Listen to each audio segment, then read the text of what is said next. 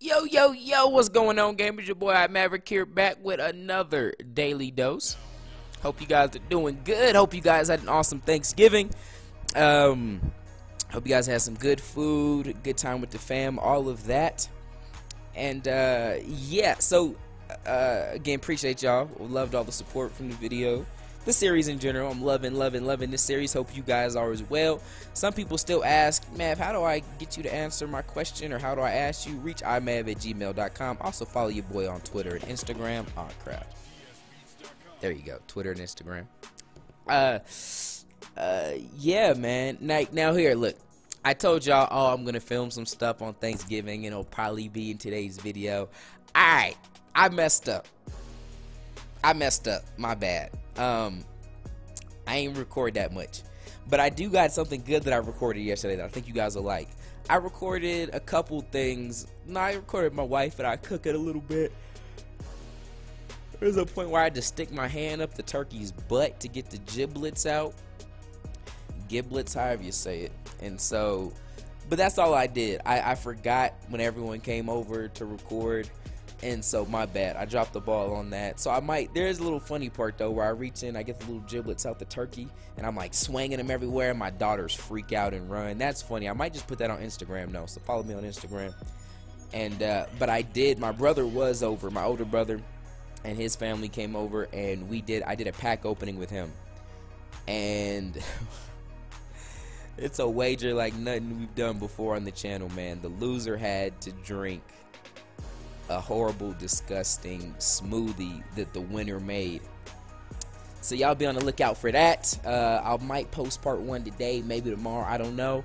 There's 3 parts in total. There's 2 parts for the actual pack opening and the 3rd part for the actual wager fulfillment. So y'all be on the lookout for that. So again, my bad, I didn't get much daily dose like vlog type video, but that's good, right? The pack opening, you guys should enjoy that.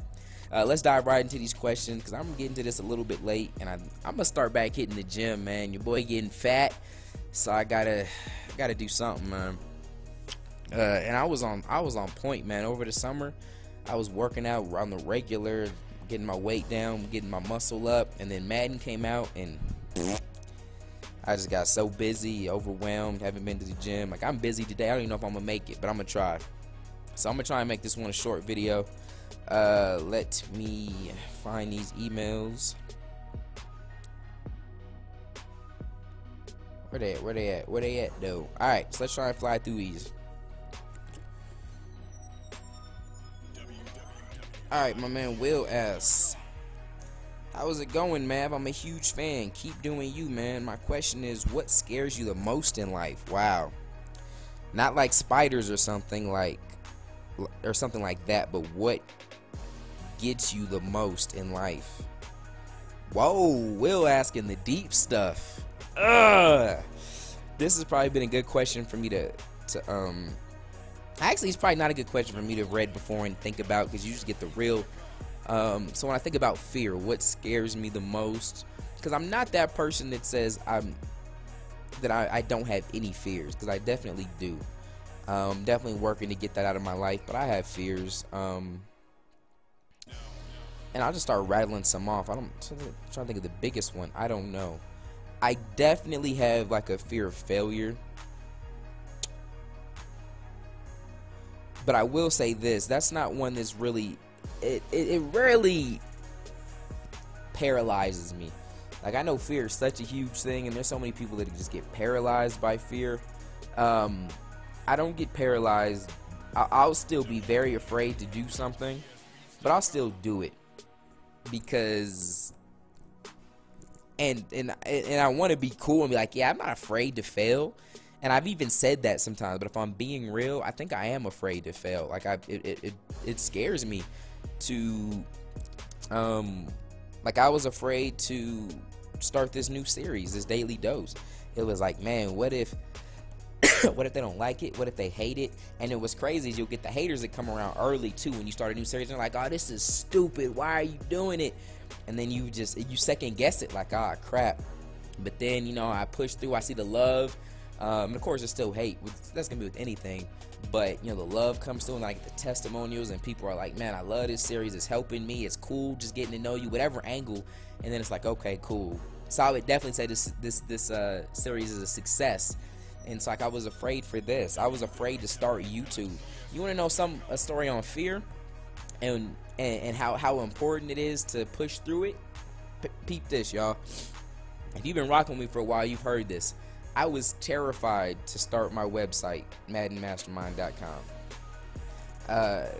And that's basically the thing that got me to where I'm here today. So I've been in marketing, right, for years, even before I started YouTube. And so I was like, wasn't even thinking of starting a YouTube channel. I was just like, all right, marketing wise, let's just get into the gaming niche so I can play more games. So I'm gonna start a video game website. So the sole purpose on that was obviously to make money. I was like, I'm gonna sell strategy guides, things like that. The only problem was I sucked at the game, but just because I know business and I know how to, I think I'm decent with the online startup stuff, the niche website. I knew that really wasn't my biggest issue. I could find someone that was good at the game, and you know what I mean. So, but I still built the website and everything. And this was back then. I was buying everyone's ebook, all the websites out there. You know what I mean. I was buying their ebooks, trying to get better at the game. And you know, I get to the point where I'd win like 4 or 5 games, then I lose. Win 4, then I lose. And every time I lose, I get so depressed. I'd be like, man, because I hadn't found like a partner or anyone that was really good at the game yet. And I was like, but I want to release the website, but I'm not good enough. It's just me on my own. Like, I know I'm good enough. Like, I know I'm above average, and I can probably help, you know, over 50% of the Madden players, hands down. Like, I'm better than them. To be a leader, all you gotta do is be one step ahead of someone. So I can help those people. But I just, in my head, it was just built up in my head that like I'm not the best, so I can't start this website. This guy's better than me. If I were to play this guy, I'd get waxed. This guy's better than me. And so I was so scared, and I delayed launching the website for like 6 months. If you've been around, like Madden Mastermind launched like in like a February-ish, I think of like 2012, I believe. And but I had the website done from the launch of Madden. Like shortly after August, the website was done, ready to go, payment processing, everything in place. But I was just scared for 6 months. I would watch other YouTube videos. I'd be like, dang, that guy's really good. I don't think I can beat him. Or I would play a game, get waxed. I was like, oh, I was just so scared. And then come like January, February-ish, I got so pissed off with myself. I was like, bruh, just finish it. Just launch it. Just fail. Just so you got it out there and you know the deal, right? So I launched it out there, started doing videos, and I really just said it live. I didn't expect many people to buy. I was just like, I thought it was gonna be a flop and I was gonna move on. But I just went for myself. I wanted to just say I did it and I got it out there, and it didn't flop. You know what I mean? Started to get a few customers, and I started to make some connects on YouTube. Then I started to grow even more, and over 20,000 members later, right? I mean, I haven't even checked in the longest. We're killing it with memberships. I don't even know where we're at right now, but speaking of, I'm getting back into my grind and refocusing things, trying to just make the website better than it is now. But that I said all that to say that I was just terrified of it. But me finally launching the website got me to finally doing YouTube videos and to finally getting these connections I had. And then I got serious about the YouTube all because of that, and now I'm where I'm at. You know what I mean? So because I always try to push through the fear, because there's usually something just on the other side of that. So you have like your comfort zone, whether it's fear, just whatever you're uncomfortable with. Success or your breakthrough or something is usually just outside of that comfort zone. And I don't think any of us can knock that wasn't a good thing. I pushed through it and I'm where I'm at now. So and so what the heck was the question? I just started. So what fear scares you most? It might be fear of failure. Like I don't have that fear of like dying. Ever since I got closer to God, it wouldn't be ideal to die right now, because I get, you know what I mean, I got my wife and kids, and I don't want them to have to deal with stuff like that. But can't really say I'm afraid of dying. But that's when the party starts. So yeah, I would say that's probably the biggest one, man. And I have it. Like it scares me, man. And I try new things, even just new things I tried at the channel, man. The auction block series, even little stuff like that. I was like, oh, this is gonna be stupid, but hey, let's try it. And people love it. So that would probably be my biggest fear, man. Really good question. Really good question. And my fear, I would say another one, a close second, is like, it's kind of the same thing, kind of.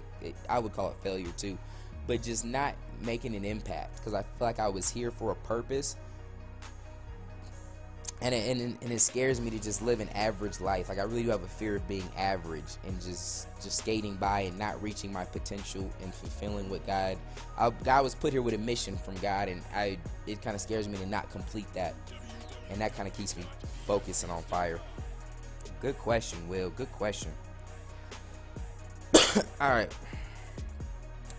Looks like something about being married here. Hunter asks, simple question. How did you and your wife meet? How long have you known each other? How long have you been married? I've answered this a bunch. But again, Hunter, I know this question is back from November 10th still, y'all. That's how many questions I got. It was we got married October 20th, 2010. We met in high school. We met like in 2007, I believe. Got married 2010. Been best friends since 2007, 2008. And yeah. Hunter. Good question. Next question. I'm a devout Christian, but I was having a talk with a friend who has doubts, and he brought up, with all the times the Bible has been copied and pasted, is it still the same from then? From Craig. Yeah, man. I think some people think that, like, through all the years of, like, with the translations that we're reading today of the Bible, whatever translation you're reading, I think a lot of people think that, like, from the first Bible, there's just been a bunch of different translations. When someone makes a new translation of the Bible, they go to the original Greek or Hebrew. There's a little bit of Aramaic in there too, so they go to the original language, which is what the Bible was written in. Like I said, Greek, Hebrew, a little bit of Aramaic, and they translate it from that. It's like if I were going to make a new translation, I would translate it from that. So it's not, it hasn't been copy and pasted so many times, and you'll see that. You know, I mean, you can. Not too many. I want to learn how to read Greek and Hebrew. That'd be dope, but I don't. So I've read an English translation. That's the one I've studied. That's the one I've tested, and yeah, it's very reliable. So I would share that with your friend. That it's not. It hasn't been copy and pasted. Now then, you want to get into different translations. There's the literal translation. There's like, what's it called? Like the dynamic equivalent. There's like the little paraphrasing type one. So then, if you're getting into studying the Bible, that's a whole nother question. But yeah, just to be short and not rant on every single question, I would tell your friend that. Craig, good question though. Jeffrey says, what up, Mav? It's Jeff. I'm 20 from Canada. When are you gonna release iMav apparel? Oh, good question. Good question. Me and my wife actually woke up today, and we're talking about that. We're still praying on it, man. We're just a few different things. We don't know if we want to release the apparel first or just wait to actually have this website completely done. We have a big vision for that. I kind of shared the mav-rik stuff with you guys. And then we just want to, if you have any guys have any suggestions too, let me know in the comment section. If you have a direct connector, I don't know, you can email me as well. Just in the title of the email, put like shirts or something or apparel.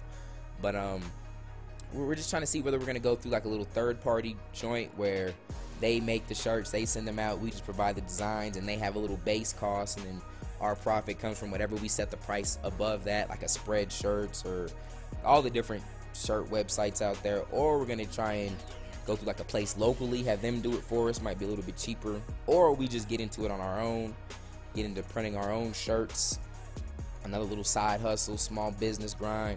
So I don't know. There's just a lot we're praying on, trying to figure out. So my brain wants to say like we're trying to get it out by the 1st. Will that actually happen? I don't know. I hope. So yeah, just be on the lookout for that.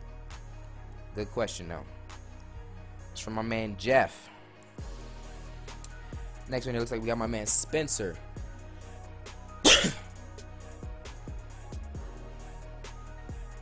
Oh, good question. He says, Spencer says, you love the new show and the idea of it. I think he meant to say love the new show and the idea of it. Question, how do you love the people you don't want to? Question mark. What are your thoughts and feelings on people that devote time and effort to bring you or others down? Love, G1GB. Really good question, Spencer. I would say this is something that's definitely new for me, because like I've shared with you guys a lot. Growing up, I've been very confrontational, and if I felt even some way in the slightest, I would just say it. So it's a new concept for me to, one, love someone regardless, and then also to even just to think twice and speak once. That's very new for me, and so it's not something that comes natural. So for your first question, how do you love the people you don't want to? And that's very, very true. You gotta realize that love isn't an emotion, right? It's more so just an action, loving someone. So how do I do it? For me, it usually starts with a bunch of prayer. I have to pray because it's hard, right? And so I gotta pray for strength. I gotta pray for patience. And it gets a little bit harder, especially when it's offline. And like let's say you work with someone, you got a coworker or someone you got to see on the regular, and they just bug you. You got to pray, man. You got to pray. I like to read up on scriptures. I like to find a good scripture on love and then just meditate on it and just speak it. I gotta actually speak it. So when I'm struggling, I'll speak it. So I'm just speaking love, right?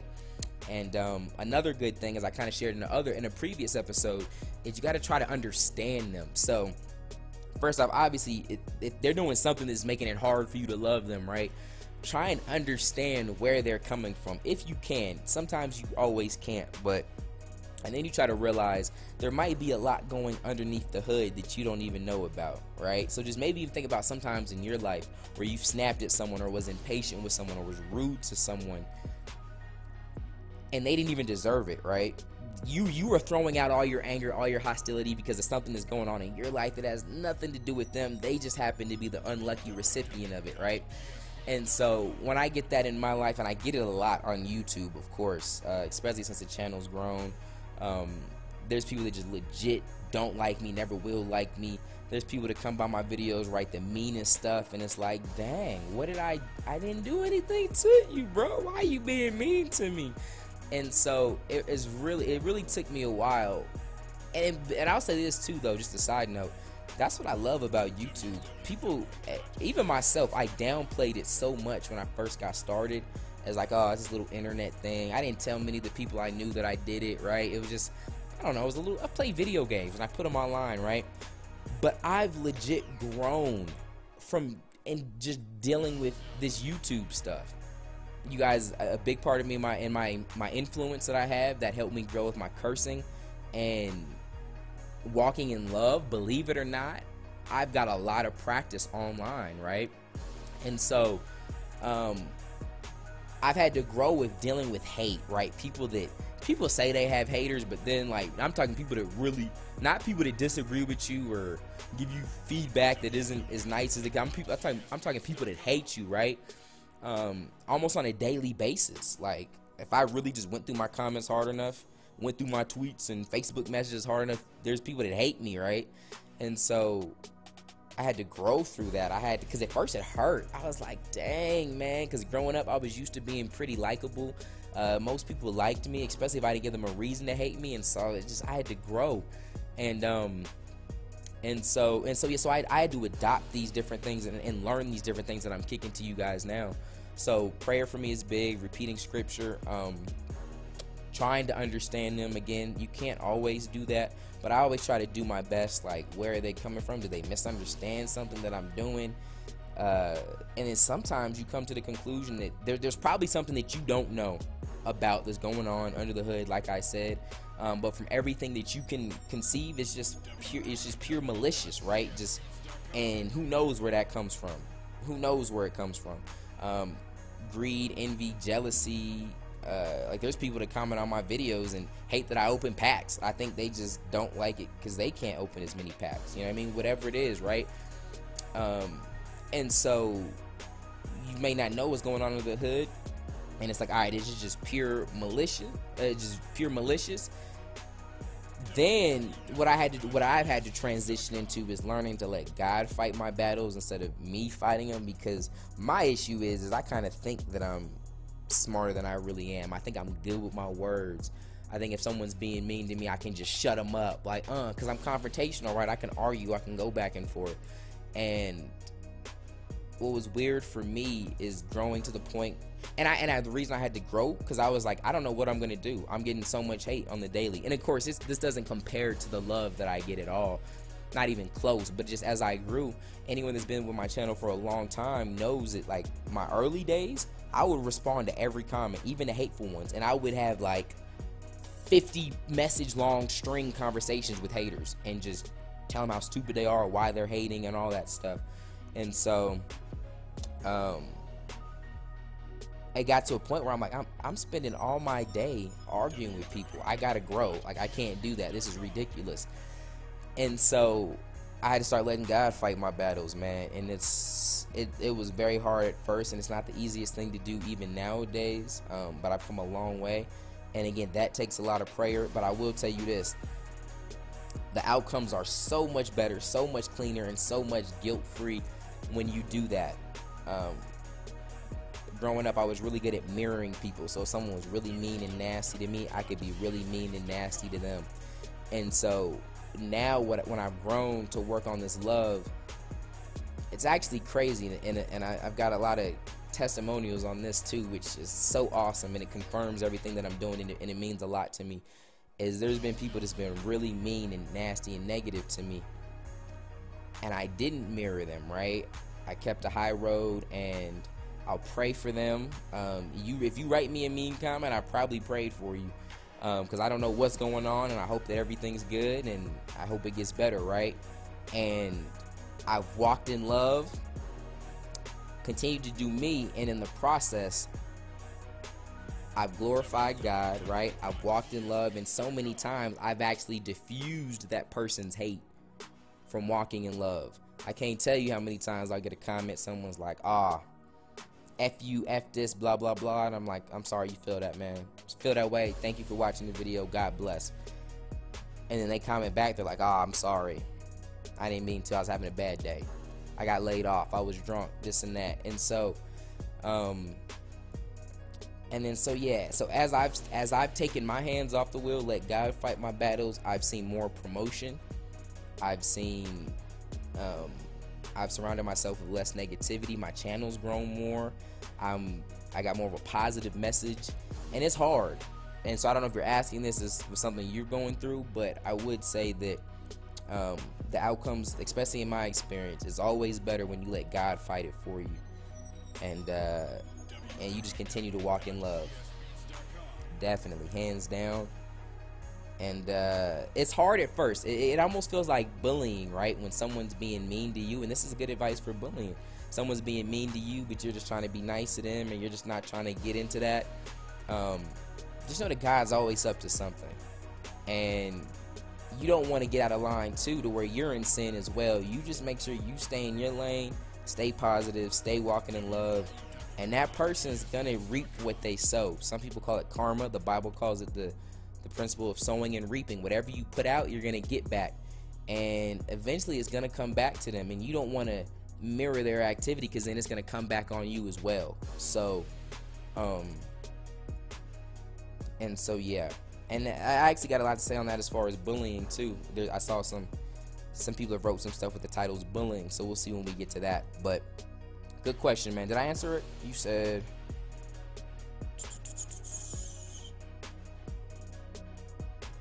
and what are your thoughts and feelings on people that devote time and effort to bring you and others down? And again, that would be it, guys.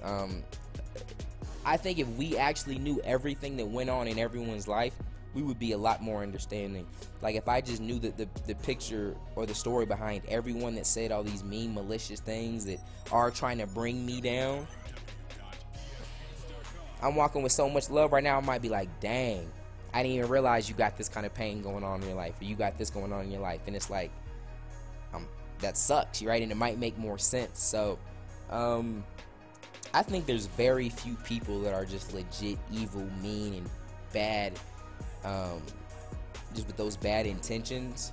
I try to remind myself that. And so when I think about those people, I try to find that ground of understanding, love them, pray for them, and yeah, and for the people that probably are just mean-spirited and hateful, I don't let it bother me, because I know God's gonna handle it. And trust me, things always work out worse for the person if God handles it over me trying to handle it. And it always works out better for me, on the flip side, which would be my kick to y'all, anyone that's a Christian. They're like, yo, it's actually better for you if I were to get mad and flip out on you and do things, because when God come through and make the judgment, it's never good. It's not going to be good for you. And so that would be my thoughts on that. Good question. Oh, I exited out of the email. Dang it. I hate when I do that, because I got to scroll all the way back down. And if I wasn't hitting favorites, I don't know exactly where I was at. Let's try and do like one more maybe, and we'll wrap this bad boy up. We left off, that was from my man Spencer. Good stuff. All right, so now we're on to Robert.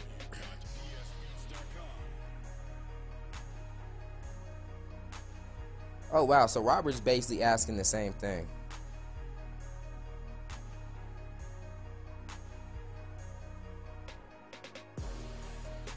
Yeah, Robert.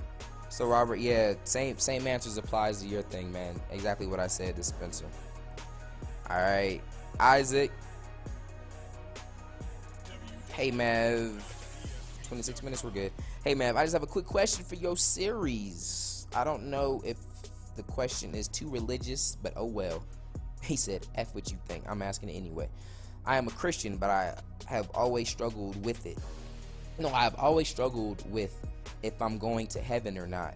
Basically, how do we know if we are going to heaven? And also, does this matter on which denomination we are, such as Baptist, Methodist, etc.? Hashtag G1GB. Good question. And I'm gonna quote from the Bible here. Not me. Just so you, here's how you know whether you're going to heaven or not.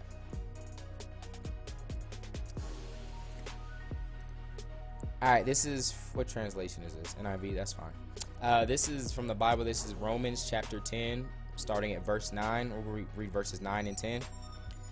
It says, if you declare with your heart, if you declare with your heart, Jesus is Lord, and believe in your heart, if you declare with your mouth, Jesus is Lord, and believe in your heart that God raised him from the dead, you will be saved. Saved from what? Saved from going to hell. For it is with your heart that you believe and are justified, and it is with your mouth that you profess your faith and are saved.